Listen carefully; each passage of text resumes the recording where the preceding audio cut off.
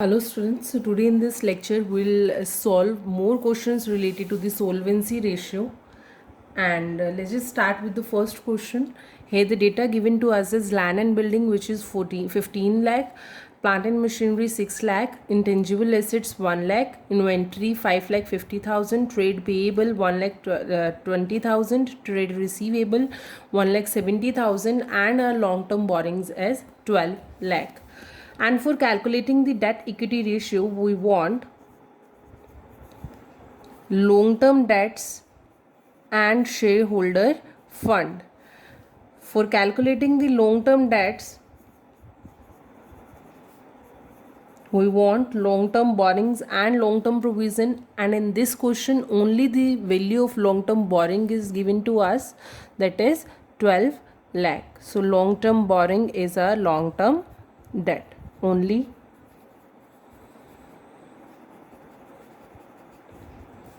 which is of rupees 12 lakh. And now we have to calculate the shareholders fund. Here in this question, share capital and reserve and surplus is not given to us. Then you have to calculate the value of shareholders funds according to the second formula, that is non-current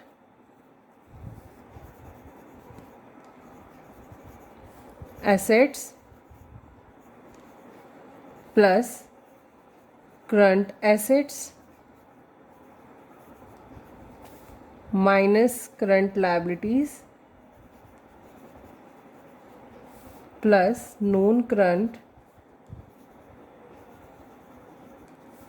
it's minus non-current liability. And this formula, you make it more easy to write working capital instead of writing the current assets minus current liabilities, because working capital का formula भी यही होता है, current assets minus current liabilities. तो आप इसको working capital भी लिख सकते हैं. For calculating the shareholders fund, we want the non-current assets, and our non-current assets are land and buildings, plant and machinery, and our intangible assets also. तो हमारी जो नॉन करंट एसेट्स जो हैं वो हमारी कितने की हैं? Non current assets, land and building plus plant and machinery plus intangible assets. Land and building 15 lakh plus plant and machinery 6 lakh plus intangible assets 1 lakh. The total value of the non-current asset is 15 lakh plus 6 lakh plus 1 lakh, that is 22 lakh. And total value of the current assets is equals to inventory and trade receivables. So our inventories are 5,50,000 and our trade receivable is 1,70,000. So the total value of the current asset is 7,20,000. Now we have to calculate the value of current liabilities. So current liabilities here is trade payable only. So the trade payable value is 1,20,000. And we have to calculate the value of non-current liabilities, which we calculate as the long-term borrowings, that is 12 lakh. Now the shareholders fund is the value of non-current assets, that is 22 lakh plus the value of current assets, that is 7,20,000, minus the value of current liabilities, that is 1,20,000, minus the value of non-current liabilities, that is 12 lakh. So the total value of the shareholders fund is 16 lakh. Now according to the debt equity ratio, our long term debts are 12 lakh and our shareholders fund is 16 lakh. So the ratio is 0.75:1, which is less than 2:1. If it is less than 2:1, then it is okay for the financial position of the business and it is safe for the money, it is safe for the long term lenders. But if it is more than 2:1, then it will be risky for us. So if the ratio is 0.75:1, then it is safe for the financial position. So this is the second question related to the solvency ratio, debt equity ratio, and we had to solve this question. Here the debt equity ratio of the company is 1:1, which of the following would increase, decrease or not change in it. मतलब यहाँ पर हमें कुछ situations दे रखे हैं और उनके according we have to analysis that if the repayment of the long term borrowings of 40,000, if we repay the long term borrowings, then how it will affect the ratio. Or if it is increasing, so we have to comment on it. If it is decreasing or changing in it or any change in it, we have to comment on that point. So let's just start with the first point here. Here the first point is repayment of the long term borrowings of rupees 40,000. So here it is given to us that the debt equity ratio of the firm is 1:2, and we'll let that the long term borrowings of the firm means debt equity ratio is long term debts divided by shareholders fund. So we'll let that the long term debts of the company is 1 lakh and the shareholder fund is 2 lakh. If we repay the long term debts of rupees 40,000, then we have 60,000 as our long term debts, that is 1 lakh minus 40,000. If we deduct 40,000 from 1 lakh, we have 60,000 only long term debts and the shareholder fund is 2 lakh. So the value of, so the ratio of the debt equity ratio is 0.3:1. 0.3:1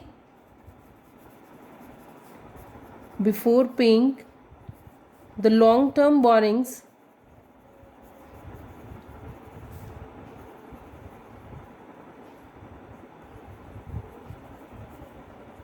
our ratio is 1:2, which means 0.5:1. But after paying the long term borrowings, the ratio is 0.3:1, which means the ratio is reducing. It means that if you are paying the long term borrowings, the ratio will reduce.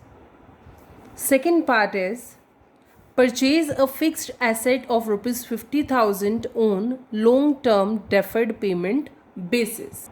If you purchase fixed assets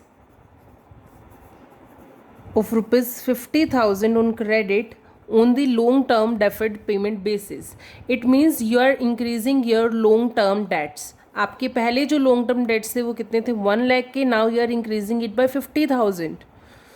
So your total long term debts is 1,50,000 and your shareholders fund is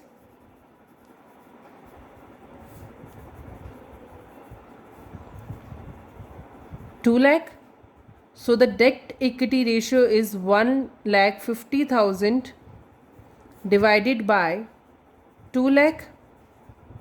So the new ratio is 1.75:1, and your before purchasing the fixed assets your ratio was 0.5:1, and after purchasing the fixed assets your ratio is 0.75:1, which means if you are increasing the long term debts, your ratio will also increase.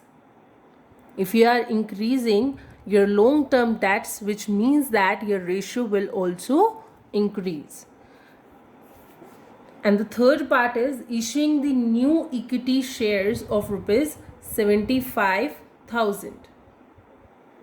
If you will issue the equity shares of rupees 75,000, your shareholder fund will be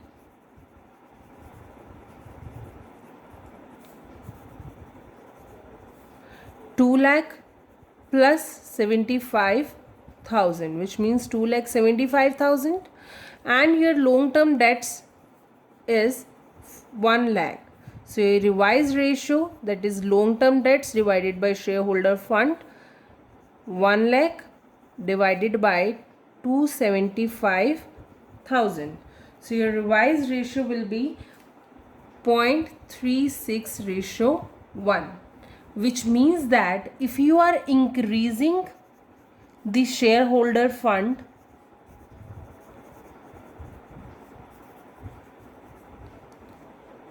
your ratio will be reduced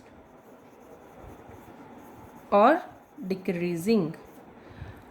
अब देखो इसमें क्या change आया. If you are increasing the long term debts, your ratio will increase. If you are decreasing the long term debts, your ratio will decrease. In this case, if you are increasing your shareholders fund, your debt equity ratio will decrease. This is the opposite of the long term debts. So let's just calculate the fourth point, that is payment of the dividend payable. Payment of dividend payable. So the dividend payable is our current liabilities. Now if it is the current liability, then there will be no change